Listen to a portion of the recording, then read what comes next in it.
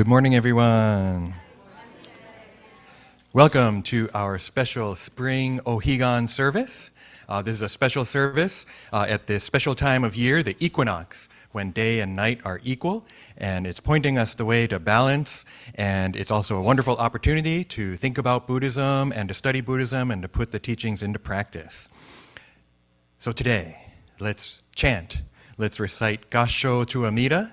It's in the blue binder under G.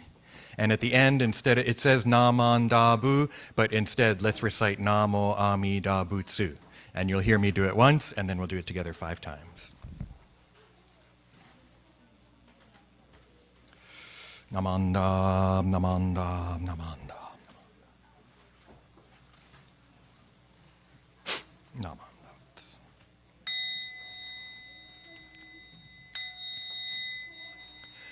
Namu Amida Butsu. I recite Amida's name with deep joy and gratitude.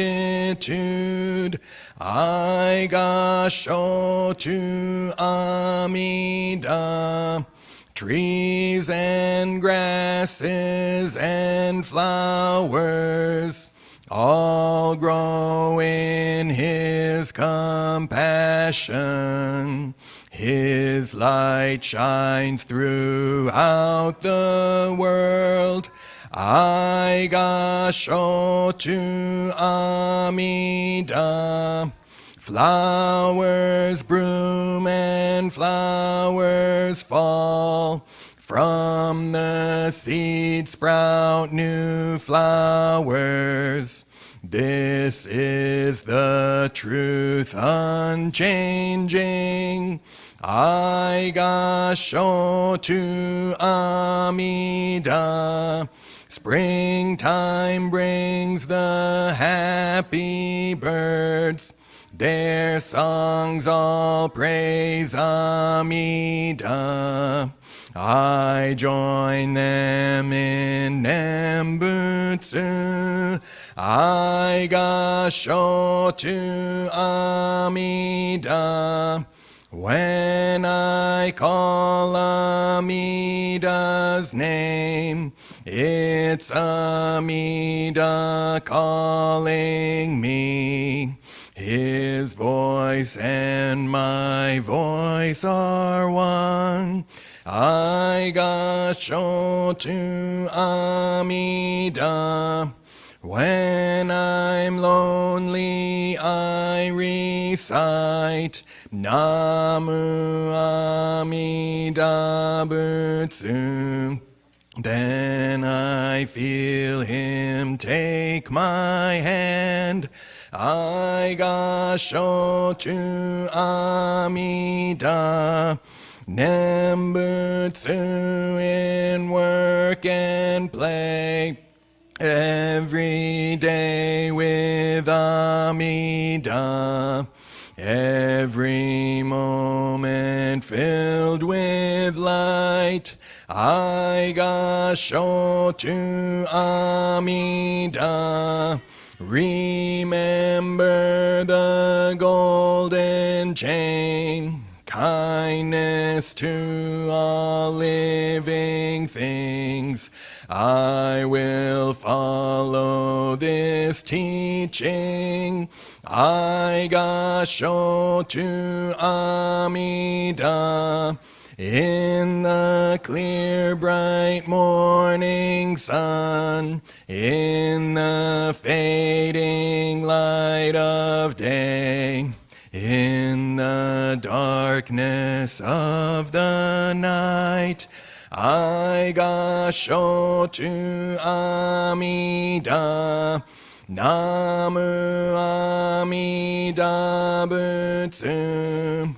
I live in his compassion. His great power guides my life. I guide to Amida.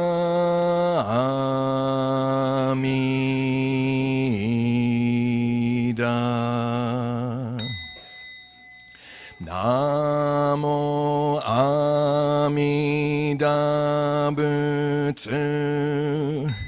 Namo Amida Butsu.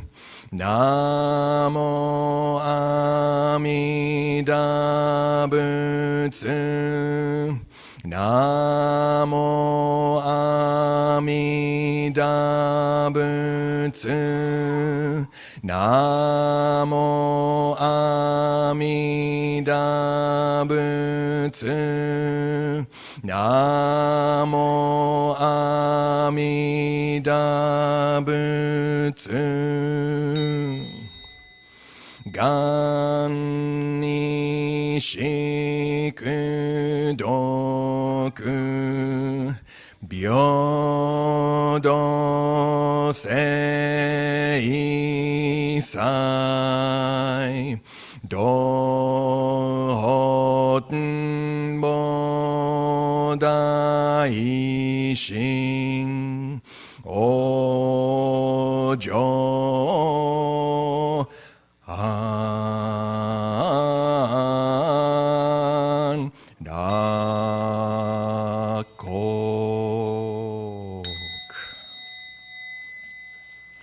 Namo Amida Butsu. Namo Amida Butsu. Namo Amida Butsu. Namanda, namanda, namanda.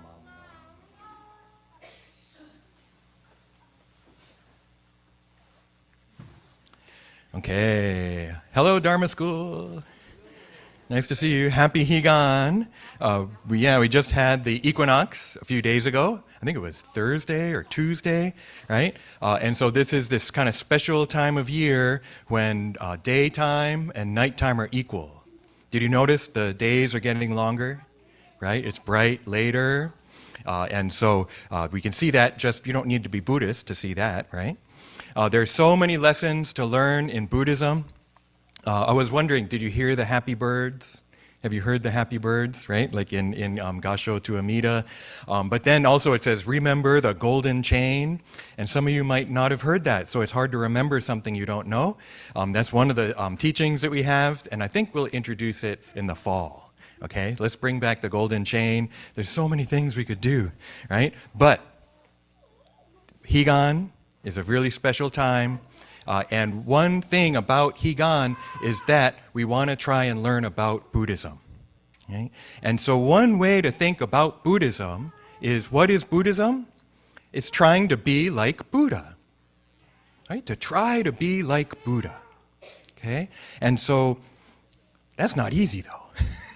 That's really not easy, right? And yet, that's kind of one way. Right? So maybe the kind of neat thing, though, is I can still be myself, like not like Buddha, but Buddha could still be my hero, right? We have all kinds of heroes, right? Superheroes and sports heroes and music heroes, but maybe Buddha could also be kind of a hero, right? Someone that I look up to and think, I would like to be like that. So even if I can't, I can still think, I kind of would like to be like that. Now, to want to be like that, you have to know about what's Buddha like, right? And that's what we try to do here at church. But again, there's so many teachings, right? But even if you can't be just like Buddha, he's still a teacher too, right? So you don't necessarily want to be like your teacher, but you can learn from them, right? You can listen to what they're teaching and learn from those teachings. So I want to share one of my favorite teachings of the Buddha. Anybody want to guess what it is? Nobody knows, huh? The middle way. The middle way. You heard of that, right? And I might have even told you it was my favorite, but you forgot. But it's okay, right? There's all kinds of, I've forgotten so many things. But the middle way. And the reason it's so special is because they need to fix their car battery. I hope it's not my car. I left my keys in the office, so there's nothing I can do about it. This special time of Higan, when day and night are equal, right? That makes me think of the middle way, right? It's this time in nature of balance, right? And the middle way can help me find that balance, help me think about that balance, help me try and remember about that balance. Because that's one of the hard things. You could learn all kinds of stuff, but in the heat of the moment, you forget. And then later you're like, oh yeah, right? So this special time, we can think, oh, thank you. We can think about the middle way. Now, how can I explain it? And so I thought, I was going to bring my bass. I have an 8-string bass. And the other day I broke a string. Life doesn't always go the way we want, right? So life can be a bumpy road. That's an important Buddhist teaching. So I thought, you know what? I broke the string, so maybe I can't do that.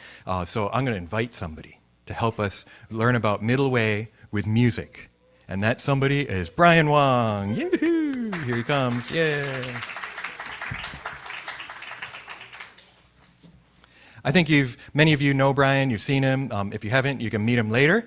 But he's played koto before for us. But today, he's going to demonstrate something with his shamisen. Shamisen, okay? Now, this is an ancient Buddhist story. This is actually a story told about the Buddha. And there was this guy who was trying to be Buddhist, and he was practicing really hard. He was trying to do walking meditation. But he was walking so much, he got blisters on his feet. He was like walking. He's like, I think this is what I'm supposed to be doing. And he's trying so hard. And it started really hurting. So apparently, he was ready to give up.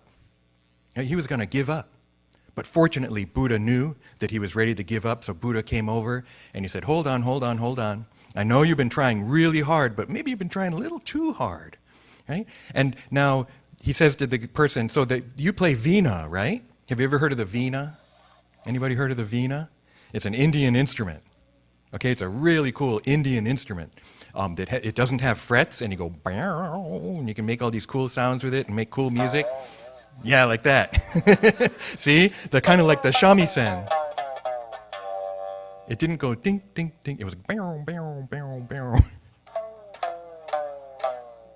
See, there's no speed bumps to separate the notes, right? There's no frets on it. It's really cool. So shamisen is kind of like a Japanese veena, okay? The shamisen is a 3-string instrument, and so we'll pretend it's a veena. So he says, you play the veena, right? And he says, oh yeah, of course I play the veena, right? And so then he says, now when you're tuning the veena, if you tune it too low, does that work? So let's detune and see. See, if you tune it way down, it doesn't even make sound. Yeah, it's too low, huh?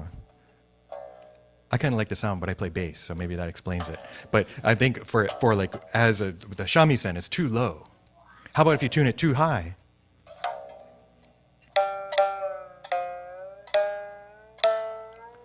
Don't break the string. I broke a string the other day. I know what that's like.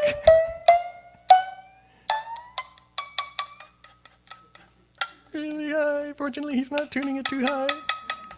Yeah, see, tuning it too high doesn't work either, right? So you have to tune it just right. Actually, can you give us a G?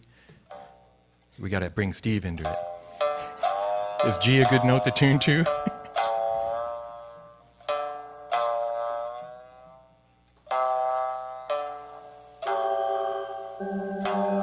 There we go.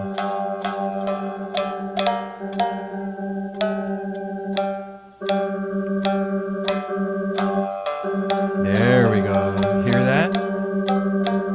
It's in tune now. So if we get the string just right, then it's in tune. It's not too tight. That's kind of like the guy doing the walking meditation. He was trying too hard, too much, right? It was out of balance. It was like the string being too tight. Now maybe someone else would just try it for a few minutes and be like, I did enough. I don't need to do any more. And that's kind of too loose. Right? So you want to have it just right, the right in tune, balanced. You could have stayed there, Steve, actually, because why don't we do the Gatha? So you're giving him his exercises, steps today. So that's this ancient story explaining the middle way, right? Not too tight, not too loose. My favorite thing about this teaching, we can kind of see it in nature with the weather. We can see it with the instrument. We can see it in Shakyamuni Buddha's life. He's born a prince and has everything. and he just lives a life of pleasure and realizes, no, that's not right. It's out of balance. So he gives it all up and goes a total opposite direction, and then he's living this really difficult life, kind of like the guy walking too much, and he realizes that's too much too. So he finds the middle way and awakens to the middle way. That's actually part of Buddha's awakening. So you can actually apply, I think, you can apply middle way to anything. If I'm having difficulty and things seem kind of off, you can think, well, maybe something's out of balance. Right? And then look in your life and maybe find something out of balance and try to come back more towards the middle. You almost don't even have to know anything about Buddhism, and yet, middle way. If you only knew middle way, I think that could still help you in your life, right? And be able to find that. It's different for everybody, though. It's not just like, here, do it. Here's the rules. I got 10 commandments. I got this. I got that. That's what you got to do. Doesn't work for everybody, right? But middle way, we each find our own, okay? So, the song that makes me think of Middle Way too, one of my favorite Gathas, is called Higan I. So let's do our Gatha today. It's Higan I on page 190 in the big purple book. This is the song written by the late Reverend Dr. Seigen Yamaoka. I talked about it last week on my pre-recorded video, and you can watch that if you want for some interview segment with Yamaoka Sensei. But today, Steve's going to play it on the organ. Brian's going to play it on the shamisen. We're all going to sing it, and we're even going to do it again later. But let's sing it. It's on 190.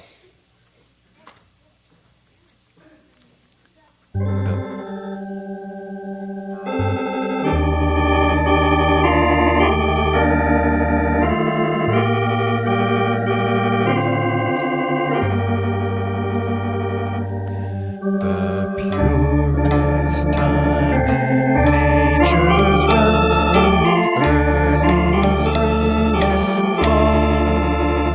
These are the days when hearts of life become one with self and all. In the spring, the gentle breezes, in its most sustaining way, lifts our longing spirits beyond the toils of life. The purest time in nature's realm, in the early spring and fall. These are the days when hearts of life become one with self and all. The autumn sky, its golden haze, in its radiant splendor, tells our searching heart the fall of nature's way. Namo Amida Butsu. Namo Amida Butsu. Namo Amida Butsu. Namanda. Wasn't that cool with the shamisen? That was awesome. Great. Thank you. So thank you, Brian. I think we will take this opportunity to dismiss the Dharma School, but not before one more Gatha. Did you want to do announcements now, Robert, or later? Later? Okay, so let's do another Gatha. We haven't done this in a while. We did it once. Are you ready, Christina? Farewell.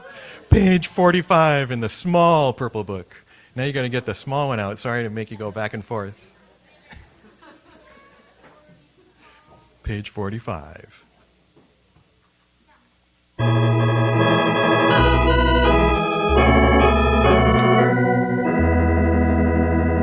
Dharma school is over for another day. Let us gather round the shrine, bow heads and sing. Teacher farewell, Buddha's love.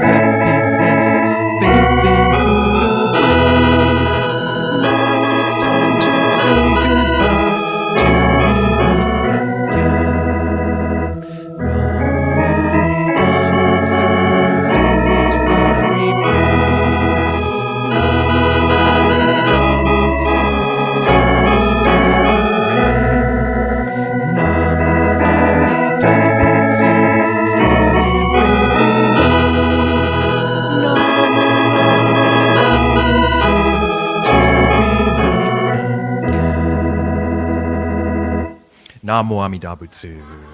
Namo Amida Butsu. Namo Amida Butsu. Namanda. Namanda. Okay, we did it. We remembered to do farewell. So thank you, farewell to Dharma School students for now. We will be having our Otoki luncheon afterwards. So don't go to class, but don't go away. Come back for food. And then everyone else stay here and we'll keep going.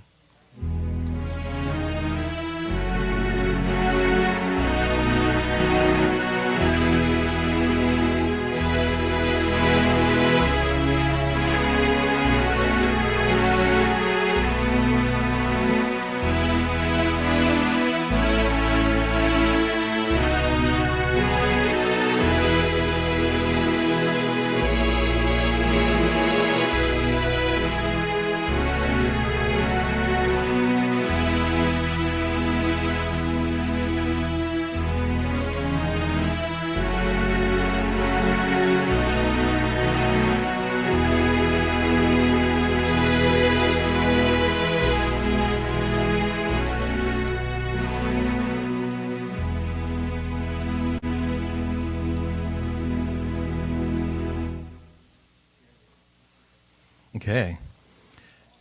So, I was going to say welcome back, but you're still here. I'd like to give another brief Dharma talk about Ohigan and kind of the significance of it and just some thoughts I had about it. Yesterday we had a study class. I called it Ohigan Back to Basics. And we tried to look at some doctrines, right? I think a lot of times we think about Buddhism, so what do you believe? What are the teachings of Buddha? Right? And so a lot of times it's stuff that we think about, but there's also things that we do as Buddhists. As Shin Buddhists, we come and listen to the Dharma, we chant sutras, but we also come up and offer incense. And that thing of coming up to offer incense and then in front of the Buddha, right? And this area up here where I am is kind of tied into this whole picture of Ohigan. So Ohigan means the other shore, the other shore. It's contrasted with Shigan, this shore. Now I'm doing this and this, but I'm up here on the other shore. So that's one thing to realize is the way the architecture of our building, of our hondos, is kind of set up with this idea where nirvana is here. That's the other shore. Sorry, I should have said, spoiler alert. Nirvana is the other shore. The other shore is nirvana, awakening, enlightenment, Buddhahood. Right? And so this area where Reverend Michael and I are standing and seated is representing nirvana, the Pure Land, Amida Buddha's land, the other shore. And then this area out here, the Gejin, or outer area, this is called the Naijin, the inner area. This area is called the Gejin, the outer area. And so this area here symbolizes samsara, this shore, right? This life of wandering.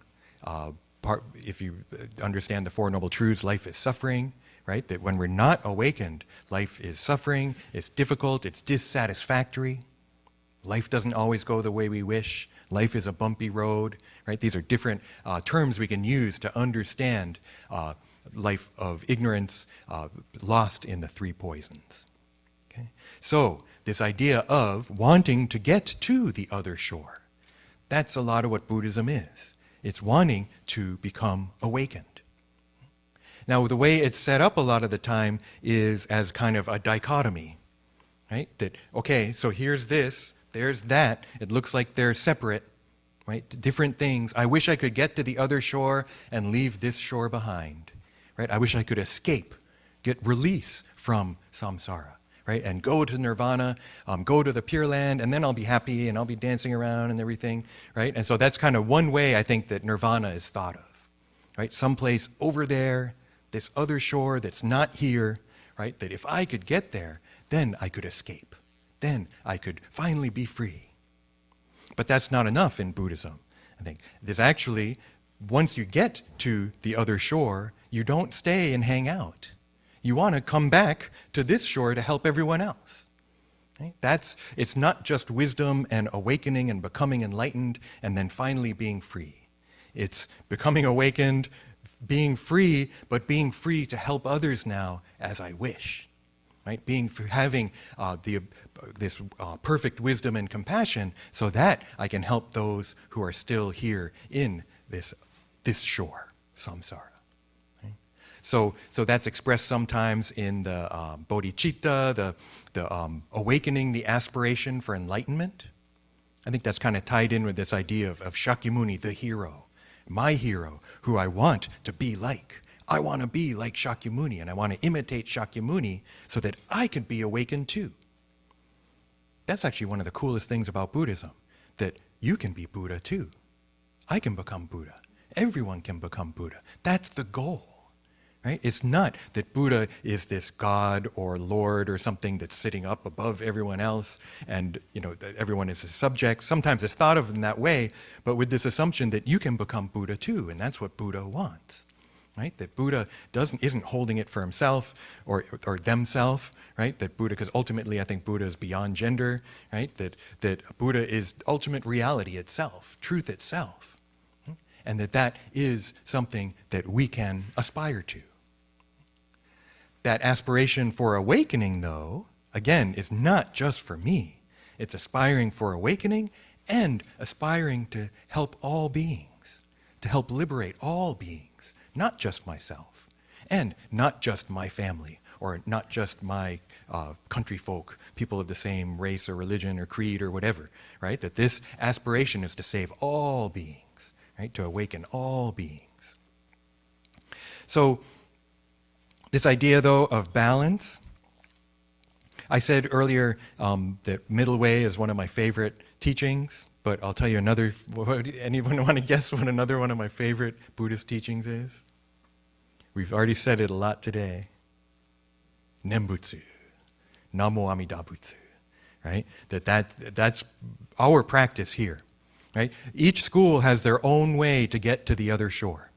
And that's another cool thing about Buddhism, is there are so many kinds of Buddhism, right? So you might have heard of Zen Buddhism, right? Zen, sitting in meditation. I'm probably going to misrepresent it if I try and explain it, right? But it's a meditation school, right? Where meditation is a big part of the way to the other shore. Other kinds of Buddhism maybe have rituals performed, right? There are certain rituals you could have done that might help you get to the other shore. For our school, it's Namo Amida Butsu. This name that we've been saying, the Nembutsu, right? The Buddha that you see up here, Amida Buddha. Amida Buddha's true name is Namo Amida Buddha. Take refuge in Amida Buddha. Right? And so that's our practice as Jodo Shinshu Buddhists, is to recite the name. But one thing that came up yesterday, this another part of our school is what we call other power. Right? I've been telling you about the other shore. We also have an idea in Jodo Shinshu of other power. And other power is distinguished from self-power. Right? So self-power is jiriki. Ji is Mizukara, myself, self. Riki is power. Right? Tariki is other, hoka. Right? And riki, again, power. So most schools, I think, are generally self-power. Okay, I'm going to try and do these practices. I'm going to study really hard. I'm going to maybe go on a retreat or maybe even dedicate my life to this. I'm going to try to do these practices so that I can become Buddha eventually. Our school is actually absolute other power, that ultimately it's not me that does it. It's Buddha that does it. So one thing I thought of, though, Chinese Buddhism has a kind of middle way between those two. Chinese Buddhism, it's a balance of self-power, right? That I have to put in some effort here. I have to try to attain enlightenment, but I can also ask the Buddhas for help, right? And so it's a combination of self-power and other power, right? That I can do it on my own, but I also maybe need help. Our school, Jodo Shinshu, Shin Buddhism, founder is Shinran Shonin in the picture behind me and the statue out in the hallway. Right? Shinran Shonin, I think, he tried the self-power way for years. Right? Becomes a monk at age 9, 20 years as a monk, trying to make it happen, trying for it to work, trying to follow this kind of self-power teaching. He can't do it.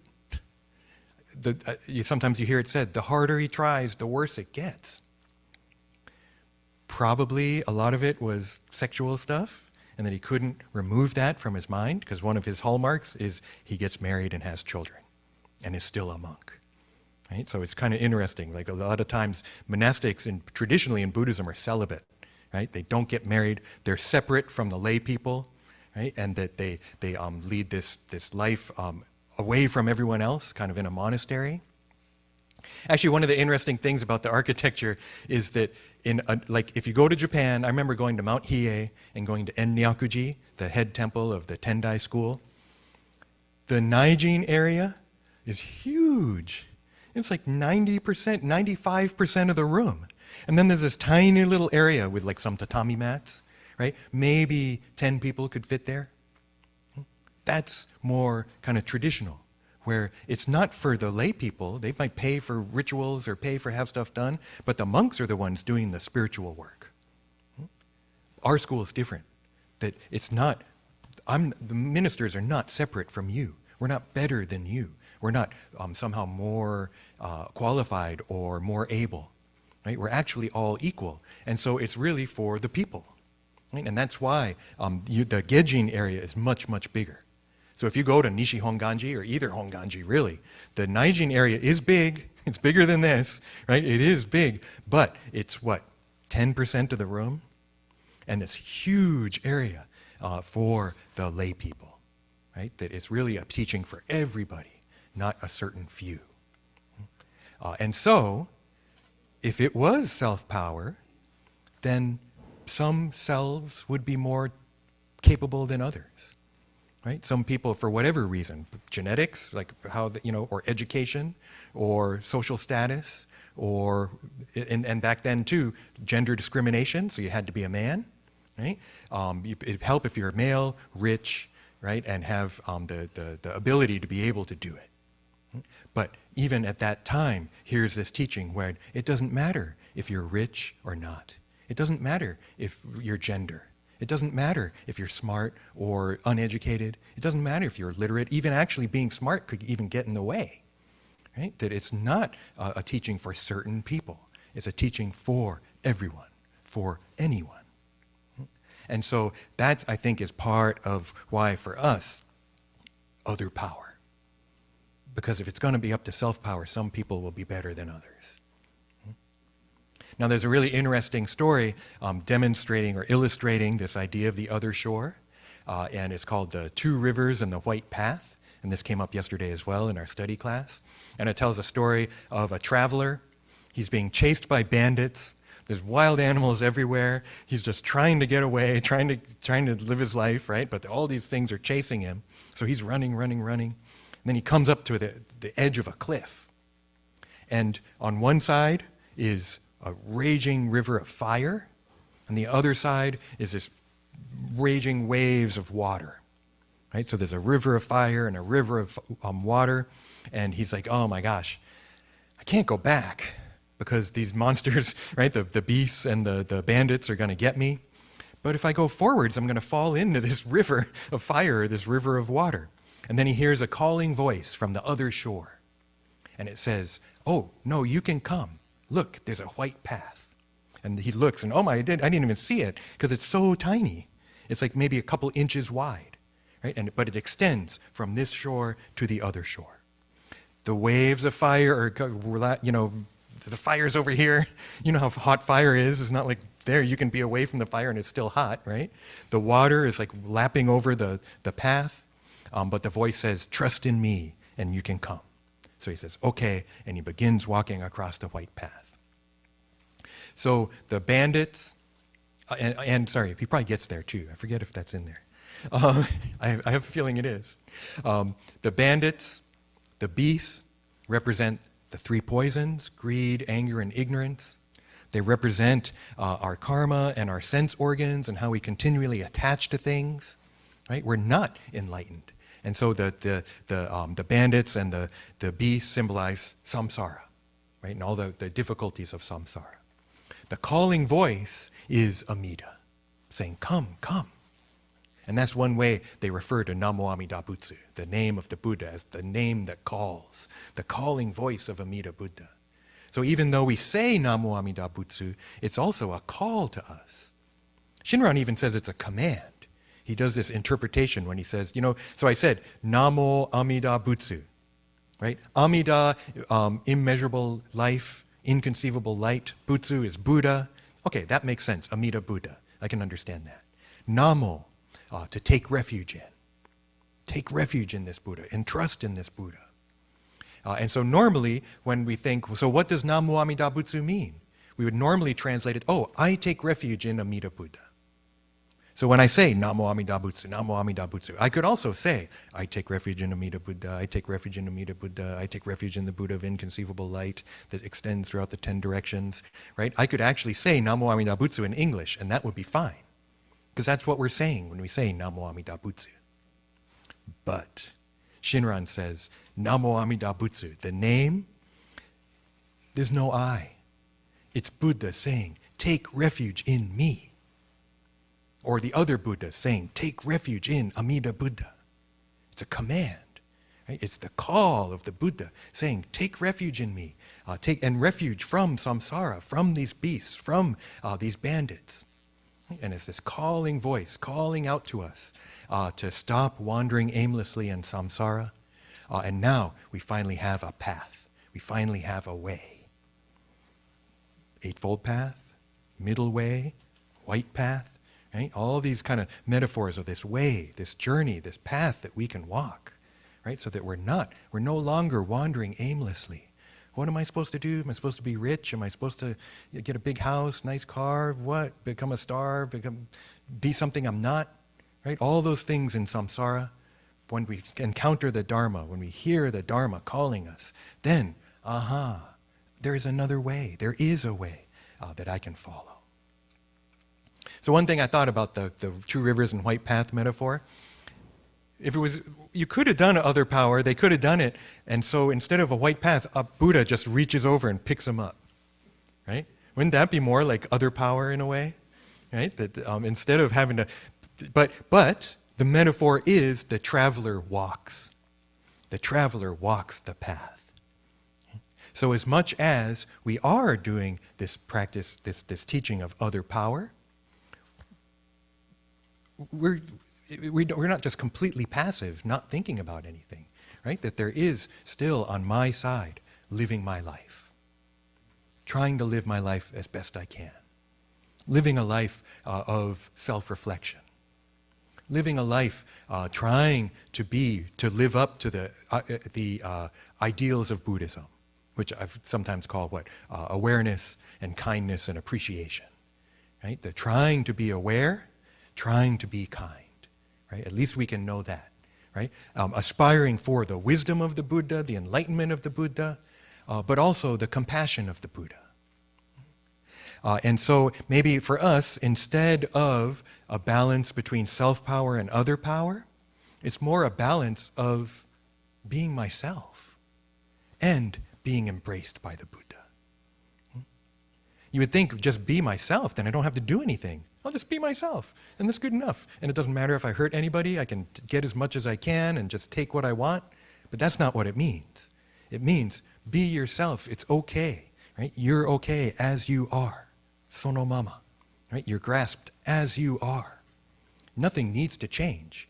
I don't have to feel like I'm not good enough, or I'm such a stupid person, or I just keep making the same mistakes, or whatever. I might feel that, and maybe that's part of me, and yet this being myself, but it's also being myself, but on this path.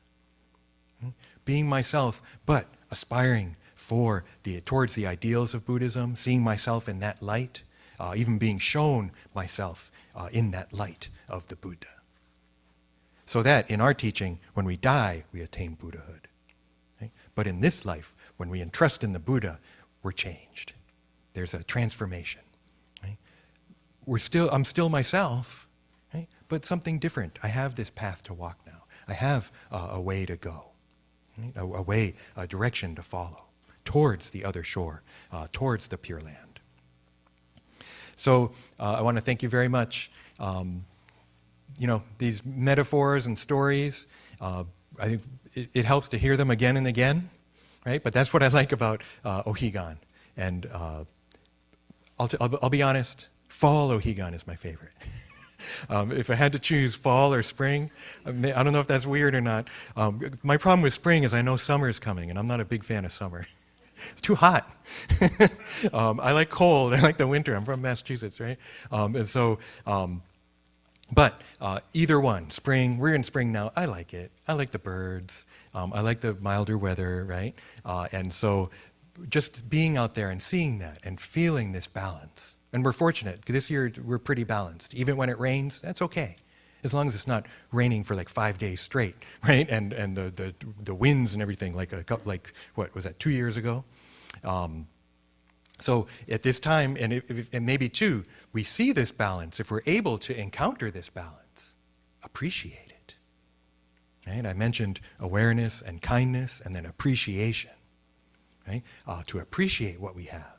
Maybe that's another balance, a way we can find middle way. See, I think you can find middle way anywhere. I'd like to think.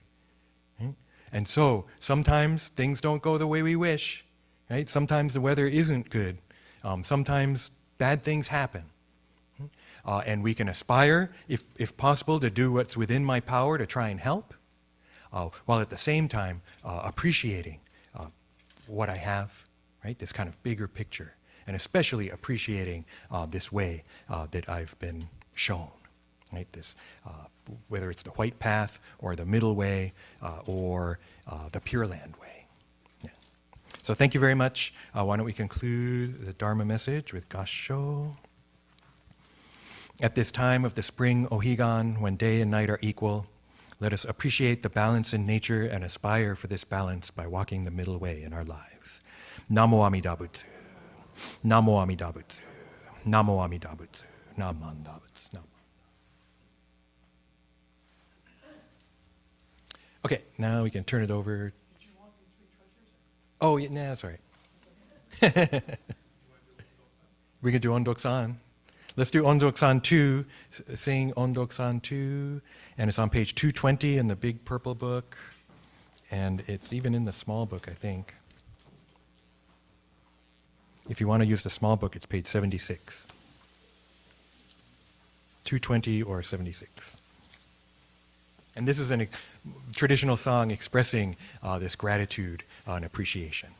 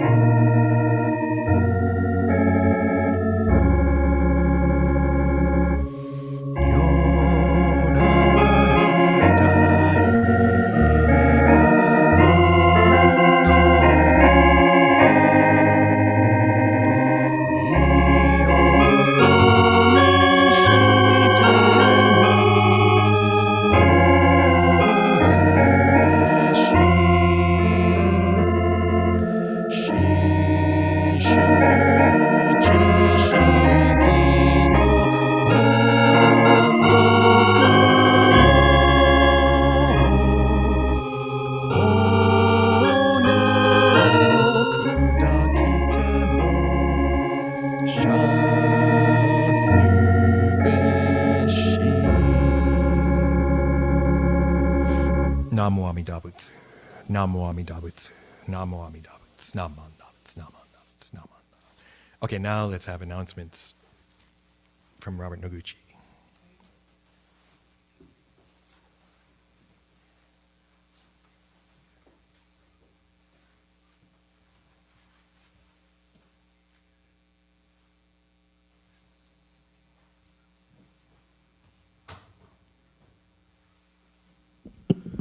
Okay, thank you very much, Sensei. Just a second. For those of you who are online, you'll be able to see the screen. And actually, I'll have these posted on the monitor downstairs when we go down for lunch. So once again, thank you very much. Welcome to the Buddhist Church of Oakland. First thing I want to do is thank our resident minister, Reverend Harry Gyokyo Bridge, for his Dharma talk and officiating today's service. Reverend Michael Endo as being an assistant to Sensei. Steve Tedesaki for playing the organ. Our host number 1 group, providing hospitality, and they're providing our otoki lunch. It's going to be chicken sliders, it looks like, for today. So you're all welcome to stay for lunch after the service.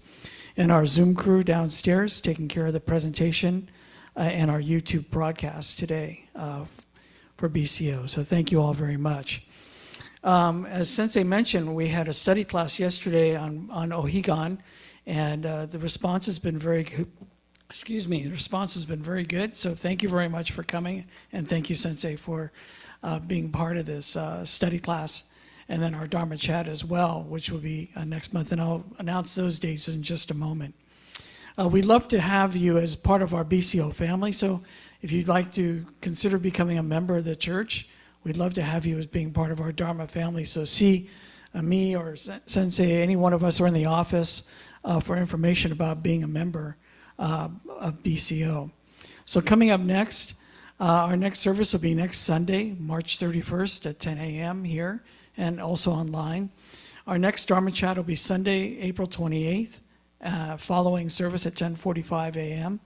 And then our next study class will be Saturday, April 20th from 1 to 3 p.m. And our topic will be Buddhist images. So I hope you'll join us for those things. Everyone's welcome to attend.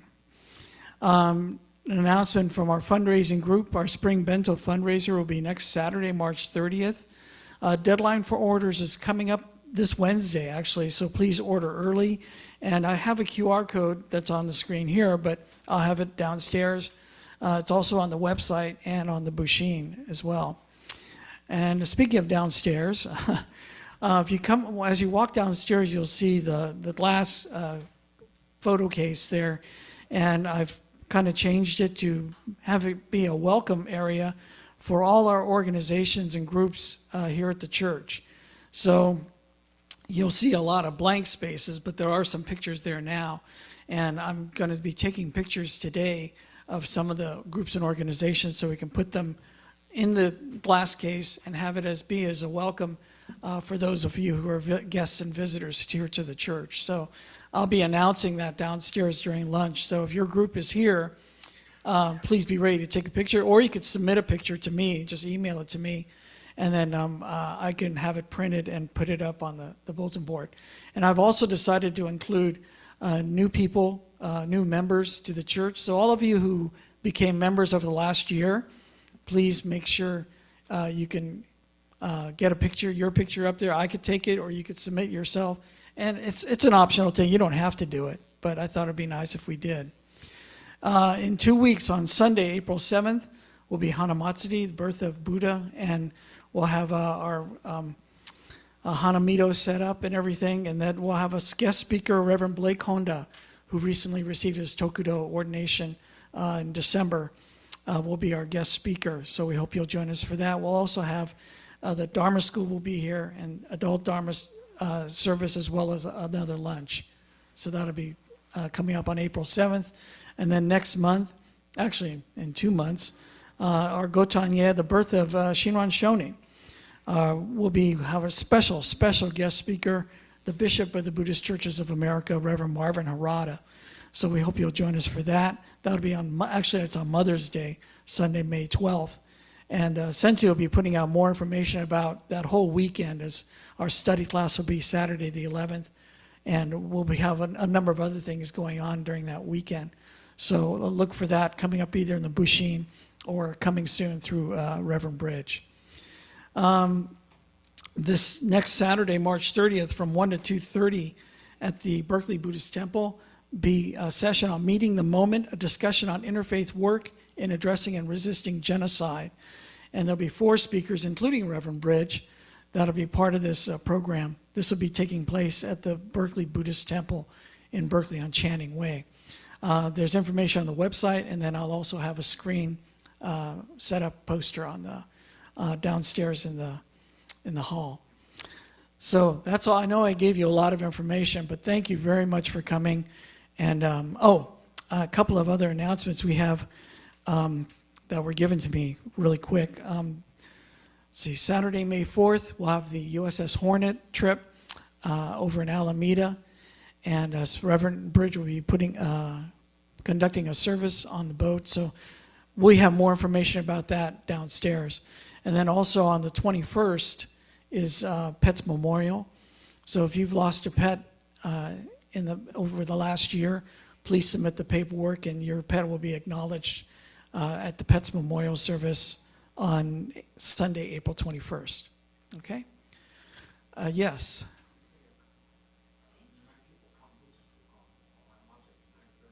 Yes, Kambutsu is at 9:30 for Hanamatsuri. Yes, yes. Yes. Oh, yes, and thank you to Brian for his performance today. Thank you very much, Brian. I'm sorry I missed that.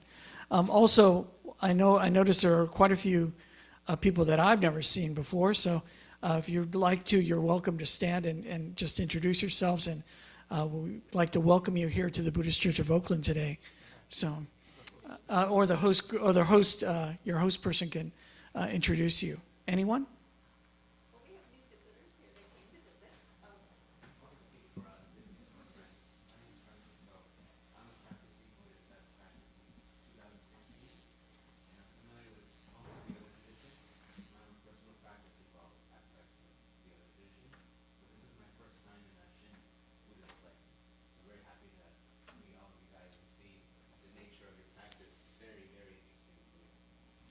Oh, great. Well, thank you very much, and welcome to the Buddhist Church of Oakland. Okay, anyone else?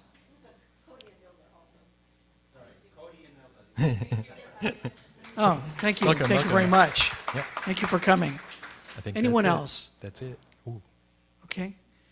Okay, that's all I have. Again, you're welcome to stay for lunch, and we thank you very much for your support and coming to the Buddhist Church of Oakland today. Okay, thank you. Sensei? The only other thing is the kieshiki. So when Bishop Harada is here, we will be doing a kieshiki affirmation ceremony where people can get their Buddhist name. And so the deadline for that is April 15th. I think we'll send out an email to members and make sure that that information gets out to you, because there is some paperwork to fill out for helping to choose the name. And thank you, Brian, for assisting me with the Dharma talk. And we're going to play a little bit during lunch or after lunch. So stick around if you can. Please join us for lunch. Why don't we conclude our service with Gassho. Namo Amida Butsu. Namo Amida Butsu. Namo Amida Butsu. Namo Amida Butsu. Namo.